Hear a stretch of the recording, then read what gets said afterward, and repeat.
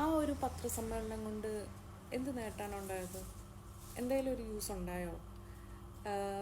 അതിൽ നിന്ന് എന്താണ് നിങ്ങൾ ഉദ്ദേശിച്ചത്? നിങ്ങൾ ഇനി എത്രമാത്രം കിടന്ന് ശ്രമിച്ചാലും എന്തൊക്കെ നിങ്ങൾ കാട്ടിക്കൂട്ടിയാലും മലയാളികൾ അറിഞ്ഞ കുറേ സത്യങ്ങളുണ്ട്. അതിൽ നിന്നൊന്നും ഒരിക്കലും ഒരു മലയാളിക്ക് മാറി ചിന്തിക്കാൻ കഴിയില്ല. കാരണം അവരെല്ലാം കണ്ണുകൊണ്ട് കണ്ടതാണ്, നെഞ്ചുകൊണ്ട് അറിഞ്ഞതാണ്, ഹൃദയം കൊണ്ട് കണ്ടതാണ്. ആളുകളെല്ലാം അത് അറിഞ്ഞ ആളുകളാണ്. അത് നിങ്ങൾ എത്രയൊക്കെ തിരുത്താൻ നോക്കിയാലും നടക്കില്ല. നിങ്ങൾക്ക് ആരോപിക്കാം, നിങ്ങൾക്ക് ഇഷ്ടം പോലെ ആരോപിക്കാം. പക്ഷെ ആരോപിക്കുന്നതിന് മുന്നേ നിങ്ങളെ ആരും, ഒരു മലയാളി ഇതൊരു അക്സെപ്റ്റ് ചെയ്തിട്ടില്ല. അർജുൻ്റെ കുടുംബമാണ് എന്നുള്ള ഒരൊറ്റ കൺസിഡറേഷൻ മാത്രമേ നിങ്ങൾക്കുള്ളൂ. അതല്ലാതെ നിങ്ങൾക്ക് യാതൊരു കൺസിഡറേഷൻ ഒരു മലയാളിയും തന്നിട്ടില്ല. എനിക്ക് സത്യമായിട്ടതറിയാം. കാരണം നിങ്ങളുടെ ഒരു പ്രസൻസോ, നിങ്ങളുടെ മകനെ നഷ്ടപ്പെട്ട, അല്ലെങ്കിൽ നിങ്ങളുടെ അനുജനെ നഷ്ടപ്പെട്ട, അല്ലെങ്കിൽ നിങ്ങളുടെ ഭർത്താവിനെ നഷ്ടപ്പെട്ട് നിങ്ങൾ ഇതുവരെ നിങ്ങൾ അവിടെ പോയി നിന്നിട്ട് നിങ്ങൾ ഒരു മൂവ്മെൻ്റെങ്കിലും നിങ്ങൾ ചെയ്തോ?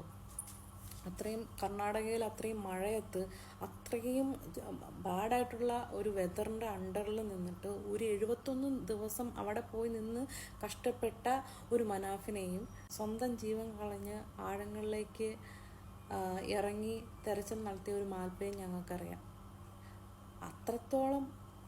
അതിൻ്റെ ഒരു ശതമാനം പോലും നിങ്ങൾ ആരും വരില്ല. നിങ്ങൾ എന്തൊക്കെ പറഞ്ഞ് ചെയ്താലും, എങ്ങനെയൊക്കെ കിടന്ന് നിങ്ങൾ അത് വേണം ഇത് വേണം, എന്തിനു വേണ്ടിയാണെന്ന് എനിക്കിതുവരെ മനസ്സിലായിട്ടില്ല. ഒരു മരണം നടന്ന വീട്ടിൽ ഒരു മനുഷ്യനും ഇങ്ങനെ ബിഹേവ് ചെയ്യാൻ കഴിയില്ല.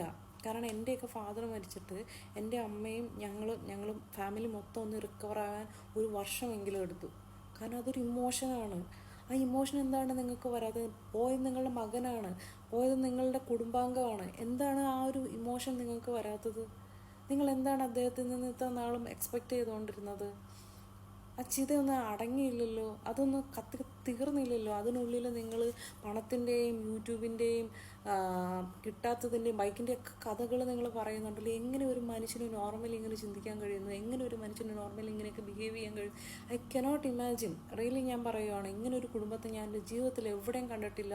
മരണം നടന്ന ഒരുപാട് കുടുംബങ്ങളെ ഞാൻ കണ്ടിട്ടുണ്ട്. പക്ഷേ ആദ്യമായിട്ടാണ് ഞാൻ ഇങ്ങനെ ഒരു കുടുംബത്തെ കാണുന്നതും.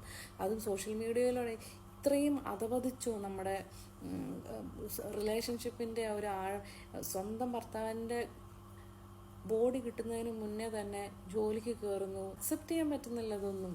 എന്തൊരു കുടുംബമാണ് നിങ്ങളൊക്കെ. എന്നിട്ട് നിങ്ങൾ ഇപ്പോഴും ഒരു പാവം മനുഷ്യന് എതിരെ നിങ്ങൾ കേസ് കൊടുത്ത് നടക്കുന്നു. എന്തൊരു മനുഷ്യരാണ് നിങ്ങളൊക്കെ.